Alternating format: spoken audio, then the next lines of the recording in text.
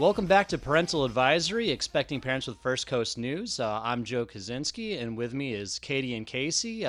Katie, how are you doing today? I'm good. I'm good. Excited to be here with you guys. Feeling good.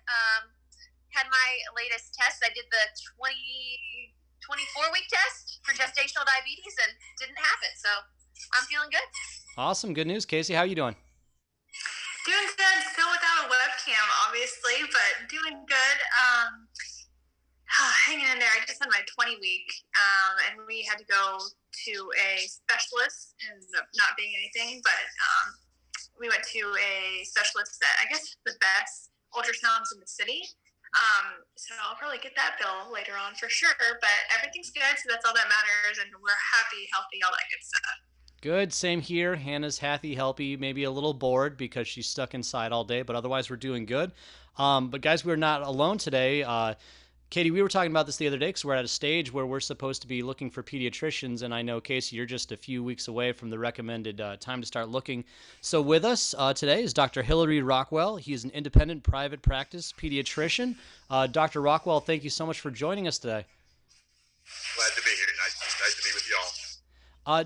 Doctor, let me first ask you, just how has your practice been considering everything that's going on now, all the changes? How are you guys holding up?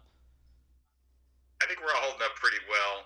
We're taking special precautions. All the doctors are being extra careful as far as trying to isolate people. We're bringing people in the side ramp, putting them immediately in an exam room so nobody's sitting in the waiting room. We've got hand sanitizers. We've got gloves. We've got N95 masks. We're doing everything we can to make sure that people are protected and safe, that they feel comfortable coming to the doctor. And we still want people coming in to get their regular vaccinations and their regular checkups, especially with the young children need their vaccines. But we can see sick children, no problem, and we're again, being very careful to make sure everybody feels comfortable, that they feel safe and protected during this time. And for people like Joe, myself, Casey, we're all at that phase where we're trying to look for a pediatrician. I guess what's the protocol for you guys? Is it just kind of phone interviews with parents at this point? Or can they come into the office to meet y'all? What's the protocol people should expect? I think probably every practice is handling it differently. I know many more people now are using the telemedicine and doing telephone or Zoom conferencing. We're still having people come in and meet us in the office, and we can certainly do it before or after the patients are there, just so you can see what the place looks like. I think that kind of gives you a little bit of reassurance of what you're going to be dealing with. But every doctor's office is going to do it differently. I think as a minimum, you'd want to at least talk with someone on the phone before you chose them as a physician for your child. Yeah, what are some key questions that people might be able to ask or that you would recommend them ask if they were kind of interviewing around for pediatricians? Well, it's not just pediatricians that see children. Of course, family practice doctors do too. The family practice would be someone that sees children and adults, and a pediatrician is someone like myself that sees mostly people under the age of 18. If you do go to a family practice doctor, make sure that they have a comfort level with newborn babies or young children. Frequently, they will have an age limit where they'll say, well, we'll just see them 5 and older or maybe 8 and older. So you need to make sure that they have a comfort level and that they're dealing with enough patients in the age group that your child is going to be to make sure that you're going to get someone that's really comfortable dealing with that. Pediatricians, of course, we see tons of babies and lots of school-age children also. It's important to find out if the person's board certified.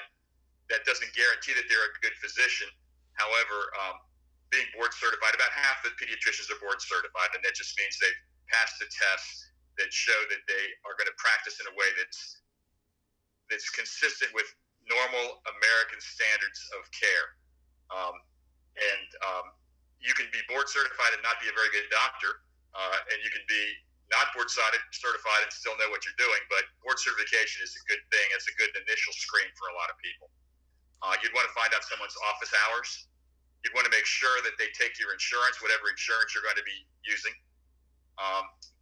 You'd want to make sure that the person was someone that you felt comfortable with. Like they weren't judgmental, they weren't dictatorial, but rather they're there as a help to you and to answer your questions and to give you options, as opposed to telling you what you have to do. a good physician is someone that works with you. They're your paid help to try to make the best healthcare decisions for your family and for your child. So, and then I guess it never hurts to do a little Googling and just see if other people have been satisfied or not. So those are some initial things you could do to find out about a physician. I think one other thing too, a lot of people these days, they're concerned about things like vaccinations, medications, and you might want to find out how your prospective physician would feel about those and if there's any flexibility or not in their position on those kind of things. Gotcha. Thank you. I know, Joe, you had some questions. I will let you fire away. Oh, sorry. No, you're good. I just wanted to get back on the kind of the insurance question because I know something that makes me nervous is we're obviously new parents. We're getting used to new bills as well. Is there anything beyond just asking? Like I'll use myself a direct example. Like I know Casey, our company is like Blue Cross Blue Shield of Texas. Is there anything more I need to have with me than to say that, or do I need to try and find the details of my policy plan and kind of this way to kind of get an idea of what we'll be looking at as far as medical bills down the road? For the most part, most pediatricians will take, if you say you got Blue Cross, pretty much everybody takes that. Most of the major insurances, most physicians will take most of the major insurances. If you just tell them at the front window on the phone or, when you check in, they'll know. And you could show your card. That would be another way of doing it. They'll know, the office people will know whether the insurance is accepted or not. The one kind of cutoff that some people take and some people don't is Medicaid. That's the government-sponsored, the state and nationally sponsored kind of welfare type insurance. And some physicians take that and some physicians don't. So that's the one that you really have to make sure that the doctor's going to take it or not. Most physicians will take almost all the major commercial insurances like Blue Cross, Cigna, Aetna, United, those kind of things. What do you find, especially parents with maybe a newborn, 3 months and younger, from birth to 3 months? What are most newborns brought in for? Because I know I would be a very nervous parent. If there's even a cough, I'd be like, we need to go to the doctor. Well, they don't get sick very much at that age, so thank goodness. In my practice, we schedule a lot of appointments early on. You're there a lot, even within a day or two of going home from the hospital with the newborn baby. I'm seeing you in the office. So we kind of tailor our schedule in my office so that you kind of are there a lot in the beginning. And in my practice, and I hope most physicians would do this, I've been pushing for this for years now, but you can always get a same-day appointment no matter what you want it for. Like if the child's got a sniffle or a sneeze or a rash or whatever, if you want to come in, we're happy to see. We won't demand that you come in. We'll try to help you over the phone, but we'll never say we're booked up or you can't come in or we can't see you today. So you want to have a doctor's office that is, you feel like you're not bothering them, but rather they're here to help you and to give you access kind of to cater to you as opposed to you catering to them. So it's rare for a child to get too sick in the very early ages. They're pretty strong when they're first born usually. So I have a question for you. Yes. I haven't really done a whole lot of research into this. So, you have the kids at the hospital, you bring the child home. What are the next steps in terms of, seeing you? I know you just said that you prefer the mom and child to come in maybe even the next day after getting home from the hospital. But are there major dates that you need or that you recommend these parents come in? 1 week checkup, followed by a 2-month checkup, followed by a 5-month checkup. What's kind of the process there? There's a whole schedule. You could probably go online and find out that. But in general, the routine vaccines, there's a hepatitis B vaccine given sometime in the first couple months, frequently given in the hospital before the baby leaves. After that, the next regular checkup for vaccinations is at 2 months of age. There's a couple of ways to do the schedule. The recommended schedule is at 2, 4, and 6 months. A lot of us have gone to a slightly alternative schedule where you spread the vaccines out a little bit, and that's what I do, where you come in at 2, 3, 4, 5, 6, 7 months. So you're coming once a month for a while and getting not so many vaccines all at one time. And that's a lot of parents are comfortable with that, and I'm very comfortable with that. I've been doing it for years, and I have had no troubles doing it that way. So I hope that answers your question. Usually in the beginning, they were seeing them, we're seeing them right after they're born, and then depending on how well they're eating and gaining weight, I might see them in 2 or 3 more days, or I might see them in a week or 2, depending on how they're doing. Gotcha. Thank you.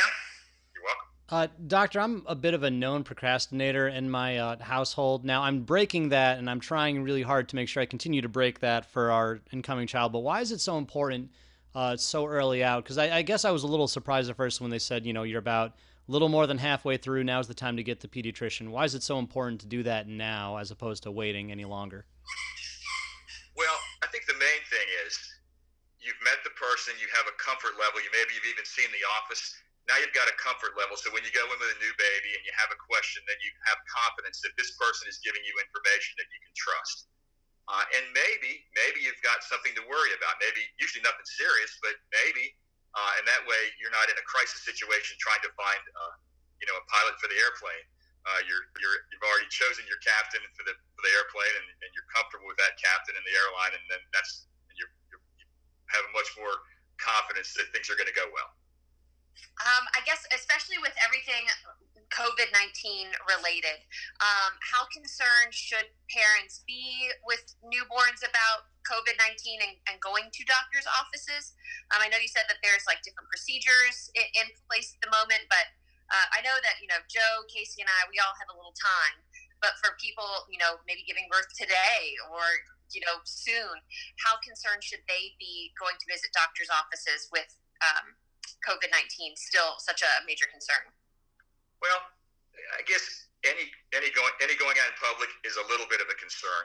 I think it's nothing wrong with calling the office and asking them, what are you doing to try to protect us? What have you done to try to modify your procedures, or what kind of procedures do you have in place to try to make sure that everything's safe? And then that individual office will go over with you what they're doing. We're spreading out visits. We're trying to keep people out of the waiting room completely. I think, there's a lot of fear out there, but I think most of the physicians are very aware. The physicians don't want to get sick, and the staff doesn't want to get sick either. And we, of course, want to protect the patients and their families. So I think just calling the office and asking them what they're doing, and I've had people say, well, I'd rather come in first thing in the morning or last thing in the afternoon or right before lunch. I'll say, sure, whatever's good for you, and we're going to protect you whatever you want to do. And like in my practice, we've always tried to bring the newborn babies in first thing in the morning before anybody else comes in. That way, if somebody comes in sick with a cold or a fever or whatever, they're not going to be around the newborn babies anyway. So that's just one little thing that we do. We've always done that. I think probably other offices have similar strategies to try to protect people from catching anything while they're at the doctor's office. Dr. Rockwell, I thank you so much for coming on and joining with us today. I know Hannah and I have been feeling the pressure to find a pediatrician, and we had a ton of questions, so a huge help. Thank you, and giving us something to think about as we move forward. So thank you again for coming along for our podcast, and hopefully everyone listening, you guys got some question answered too, because I know when it came time for them to say, all right, now's the time to look for a pediatrician, I didn't really know where to go from there. So now I got a good jumping off point on some good questions to ask the next doctors I'm talking to. Yeah. Remember this too. Whoever you choose, it's like a date. You go on a date, and you don't have to continue that relationship if it's not working. You can go somewhere else. And so it's not a final decision. Although most physicians hopefully will keep their patients if they're making them happy. And I try to do that myself. I rarely have anybody switch unless they're moving out of town. But it's not a permanent decision, so don't feel too much pressure. Just pick someone that you think would be right for you. If it doesn't work, there's other people available. So don't feel too much pressure. You'll be fine. I can't hear that enough. The reassuring you'll be fine. From wherever I'll get it, I'll take it. Thank you. All right, guys, that has been Parental Advisory, Expecting Parents with the First Coast News. Thanks again for joining us. We're a little dicey on our schedule now since we're all working from home studios, but we'll try and bring you another one next week. Thanks again.